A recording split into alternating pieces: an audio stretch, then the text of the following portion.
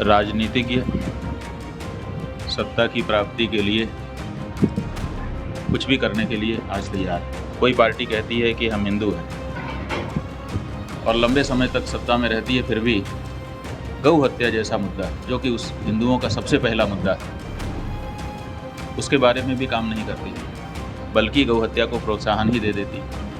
लेकिन फिर भी वो कहती है कि हम हिंदू हैं और राजनीतिक चश्मे से देखने वाले लोग हिंदू मान करके उसमें व्यवहार भी कर रहे हैं। हम भी चाहते हैं कि पूरा देश राममय हो जाए, राजनीतिक लाभ के लिए, क्योंकि राममय जब देश हो जाएगा तो राम के राज्य में गौ हत्या नहीं होगी, राम के राज्य में किसी को सताया नहीं जाएगा, सब लोग एक दूसरे से प्रेम करेंगे, किसी के विरुद्ध ताल नहीं ठोकी जाएगी। गुरुजी, जो वर्तमान राजनीतिक परिदृश्य है उसमें जैसे जो सनातन धर्म है उसका क्या उपयोग राजनीतिक लाभ के लिए किया जा रहा है? देखिए, राजनीतिज्ञ सत्ता की प्राप्ति के लिए कुछ भी करने के लिए आज तैयार है। उन्हीं में से धर्म का अपने लाभ के लिए उपयोग भी सम्मिलित है। कुछ लोग धर्मों का नाम लेते हैं और उनके आचरण धर्म युक्त दिखाई नहीं देते। आप केवल एक बात से अनुमान लगा लीजिए कि कोई पार्टी कहती है कि हम हिंदू हैं और लंबे समय तक सत्ता में रहती है, फिर भी गौ हत्या जैसा मुद्दा जो कि उस हिंदुओं का सबसे पहला मुद्दा है, उसके बारे में भी काम नहीं करती, बल्कि गौ हत्या को प्रोत्साहन ही दे देती। लेकिन फिर भी वो कहती है कि हम हिंदू हैं और राजनीतिक चश्मे से देखने वाले लोग हिंदू मान करके उसमें व्यवहार भी कर रहे हैं। इसी तरह से एक और पार्टी है, वो कहती है कि हम धर्मनिरपेक्ष हैं, लेकिन गौ हत्या को प्रोत्साहन दे करके वो कुछ लोगों को खुश करना चाहती है। तो आप राजनीतिज्ञों को क्या भरोसा करें? धर्मनिरपेक्ष कहने वाला भी खंजर घोंप रहा है, धर्म युक्त होने वाला भी वही काम कर रहा है। तो धर्म का जो दुरुपयोग है वो धड़ल्ले से राजनीति में हो रहा है। जैसे भारत सबसे ज़्यादा गोमांस का निर्यातक देश है, बहुत दिन से ऐसे चला आ रहा है, बावजूद इसके अभी तक कहीं प्रतिबंध नहीं लगा। अभी आपने यात्रा भी किया है, तो कैसे उम्मीद है कि सनातन की रक्षा होगी, गोवंश की रक्षा होगी? देखिए, बात यह है कि राजनीतिक दलों से हम अपेक्षा कर रहे हैं कि ये सत्ता में आकर के हमारा काम कर देंगे। यही हमारी गलती हो रही है। जो मूलभूत गलती हिंदुओं से हो रही है, इस देश के, भारत देश के हिंदुओं से, वो ये हो रही है कि वो किसी राजनीतिक दल पर भरोसा कर रहा है। करना क्या है? करना यह है कि जिन राजनीतिक दलों के बारे में आपको पता चल गया कि ये सत्ता में आने पर हमारा काम नहीं करेंगे, कम से कम उनसे किनारा करो और नए लोगों को मौका दो। 2615 पार्टियां चुनाव आयोग में पंजीकृत हैं, आप क्यों 26 पर निर्भर करते हैं? आप उनमें उनको मौका दीजिए, और उनको मौका दीजिए जो स्पष्ट रूप से सनातन धर्म के पक्ष में कह सकें, जो कह सकें कि हाँ, अगर हम सत्ता में आए तो पहला काम गाय का करेंगे, गौ हत्या को अपराध घोषित करेंगे, गौ माता को पशु सूची से हटा करके राष्ट्र माता के पद पर प्रतिष्ठित करेंगे। ऐसा कम से कम बोल पाने की हिम्मत जिनमें हो, आप उनको चुनिए। आपके पास ऐसी क्या मजबूरी है कि अमुक पार्टी को ही आपको चुनना है? तो इस बार हमने चुनाव के पहले ही हिंदू जनता से ये अपील की है कि आप जिस पार्टी ने स्पष्टता के साथ शपथ पूर्वक ये उद्घोषणा कर दी है, उन्हीं पार्टियों को वोट दीजिए, तो इसका अंतर आएगा। वो जैसे जो जब राम मंदिर की स्थापना हुई थी, राम मंदिर प्राण प्रतिष्ठा हुआ था, उस समय भी कुछ तिथि और मुहूर्त को लेकर के आपने कुछ ऐतराज़ जताया था। बावजूद उसके उस तिथि पर स्थापना हो गया और पूरा देश को राममय बनाया जा रहा है। क्या इसका भी मतलब राजनीतिक पूरा देश राममय बने, ये तो खुशी की बात है। हम भी चाहते हैं कि पूरा देश राममय हो जाए, राजनीतिक लाभ के लिए, क्योंकि राममय जब देश हो जाएगा तो राम के राज्य में गौ हत्या नहीं होगी, राम के राज्य में किसी को सताया नहीं जाएगा, सब लोग एक दूसरे से प्रेम करेंगे, किसी के विरुद्ध ताल नहीं ठोकी जाएगी। ये सब राम के राज्य में होगा ना। तो अगर राममय देश हो जाए तो कितना अच्छा हो जाए। सब नर करहि परस्पर प्रीति, रहि स्वधर्म निरत सुत रीति, दैहिक दैविक भौतिक तापा, राम राज का हुई नहीं व्यापा। लेकिन राम का नाम लिया जाए और राज रावण का हो, अहंकारी का हो, अपने सिवाय किसी को देखना ना चाहता हो, तो राम का नाम लेकर के रावण के राज्य की स्थापना ये ठीक नहीं है। राम का नाम लिया जाए तो राम का राज्य स्थापित हो, सब प्रसन्न हो जाएंगे। और जहाँ तक अयोध्या की बात आप कर रहे हैं, किसी के द्वारा कुछ कर लेने से कुछ नहीं हो जाता। जो धर्मशास्त्र है उस धर्मशास्त्र से सम्मत विधि जब की जाएगी तभी वो चीज़ होगी। तो अभी जब मंदिर बना ही नहीं तो प्रतिष्ठा नहीं हो सकती है। जो कुछ हुआ है वो एक इवेंट हुआ है, जब मंदिर पूरा निर्मित हो जाएगा तो प्रतिष्ठा होगी। तो जो लोग दर्शन करने जा रहे हैं तो उस तरह से लाभ वो भी नहीं ठीक है, होगा। जो लाभ होगा दर्शन उनको। करने जा रहे हैं वो रामलला का दर्शन कर रहे हैं। रामलला तो पहले से ही विराजमान है, उनका दर्शन हो रहा है, उसमें कोई खराबी नहीं। होता रहे। सनातन धर्म का उत्थान कैसे होगा, किस तरह से? सनातन धर्म का उत्थान तब होगा जब सनातन धर्म के मानने वाले लोग उसको जीवन में अंगीकार करेंगे, विचार करके कार्य करना शुरू करेंगे। सनातन धर्म की विशेषता यह है कि सनातन धर्म का जो अनुयायी है वो कोई भी कार्य करता है तो पहले ही विचार कर लेता है कि ये जो कार्य मैं करने जाता हूँ इस कार्य का फल पापमय होगा कि पुण्यमय होगा।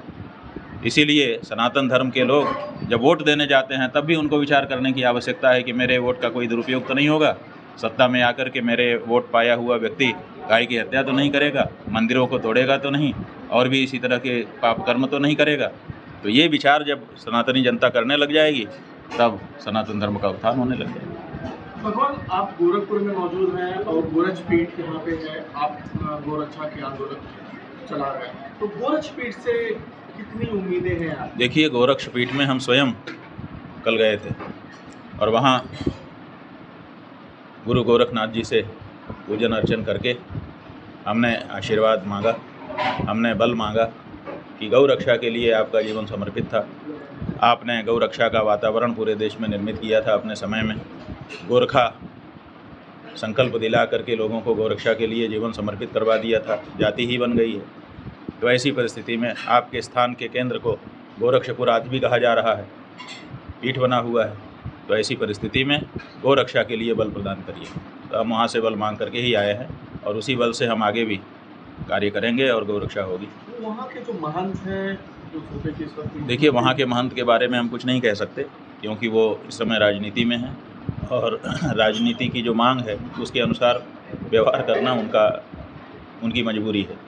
तो राजनीति के अनुसार वो अपना काम कर रहे हैं, लेकिन जो उनका पीठ है उस पीठ की ये मांग है कि गौ रक्षा के लिए गौ रक्षा को प्रथम कार्य मानते हुए कार्य किया जाए। तो क्या पीठ का जो धर्म है वो राजधर्म पे भारी पड़ रहा है? क्या आप एक बार उनसे याद दिलाएं? नहीं, उसमें यह नहीं, हम उसको धर्म संकट में नहीं डालना चाहेंगे। वो अपने ढंग से स्वतंत्रता से काम करें, उनका अपना विवेक है, उस विवेक से वो काम करें।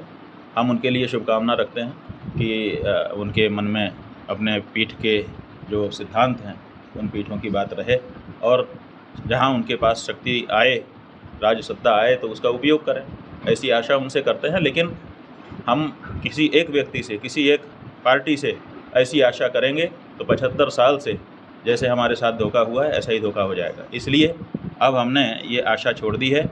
अब हमने कह दिया है कि एक एक व्यक्ति को गौ हत्या के लिए, उसके गौ माता की रक्षा के लिए, हत्या को रोकने के लिए खड़े होने की ज़रूरत है। और वो कोई पार्टी, कोई संस्था, कोई व्यक्ति नहीं हो सकता है। एक एक व्यक्ति को अपने मताधिकार का गौ हत्यारी पार्टियों के विरुद्ध प्रयोग करना। आम जनता का कल्याण कैसे हो, कैसे उनका लाभ, उसके लिए क्या संदेश है आपका? आम जनता जो है वो चमत्कारों के फेर में न रहे। ऐसा कोई चमत्कार नहीं है कि आपकी सारी समस्याओं को जादू की तरह से छड़ी घुमाए और पूरा दूर कर दे। पुरुषार्थ को स्वीकार करिए, भगवान पे भरोसा रखिए और सदाचरण वाले बनिए। जो सदाचारी होता है वो कम संसाधन हो तब भी सुखी होता है, और जो दुराचारी होता है उसके पास संसाधन बहुत सारे इकट्ठे हो जाएं तब भी वो दुखी रहता है।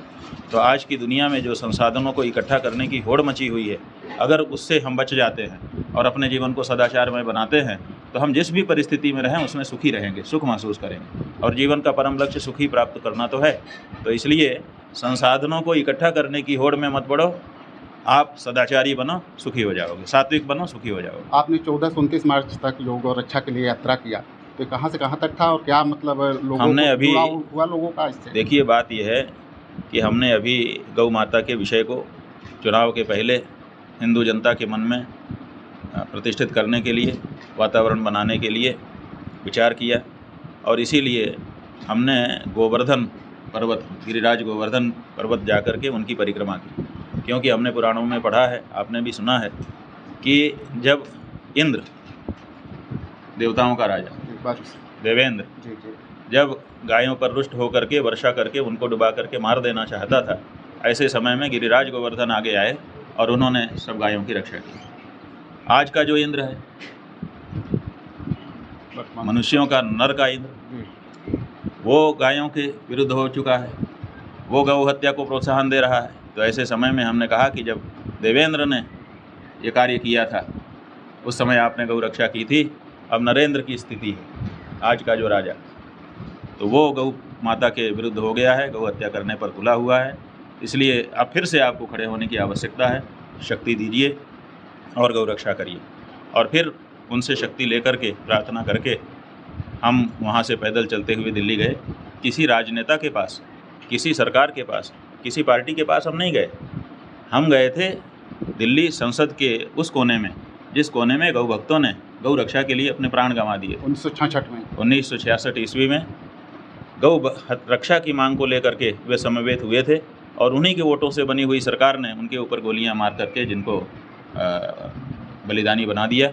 उन बलिदानियों के बलिदान को प्रणाम करने के लिए और गौ माता के देशी जो हमारी रामा गौ है उसके दूध से उनके भावनाओं को तर्पण करने के लिए हम वहाँ पर गए थे। और वहाँ पर हम गए, जा करके हमने वहाँ पर खड़े होकर के तर्पण किया और संकल्प लिया। और उसी संकल्प से बद्ध होकर के हम गोरक्षपुर भी आए हैं, यहाँ से भी बल लेकर के जा रहे हैं। और इसी तरह से जहाँ जहाँ गौ माता के स्थान हैं उन स्थानों में जा करके हम गौ रक्षा का बल लेंगे और आने वाले भविष्य में चाहेंगे कि सनातनी इस बात को समझें कि हमारा प्रथम कर्तव्य अपनी माता की रक्षा करना है, उसके लिए खड़े हों और गौ हत्या के कलंक को सदा सदा के लिए अपने माथे से मिटा दें। जगतगुरु का कहना है कि सनातन धर्म की रक्षा के लिए गौ रक्षा बेहद ज़रूरी है और गौ रक्षा करना होगा। इसके लिए हिंदू समाज को, सनातन धर्म के को मानने वालों को आगे आना पड़ेगा और राजनीति में उसी दल को आगे बढ़ाना होगा जो गौ रक्षा करे।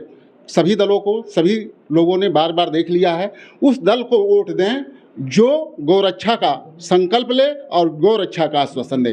कैमरामैन मुन्ना के साथ डॉक्टर सिंधु कुमार मिश्रा, TV9 गोरखपुर।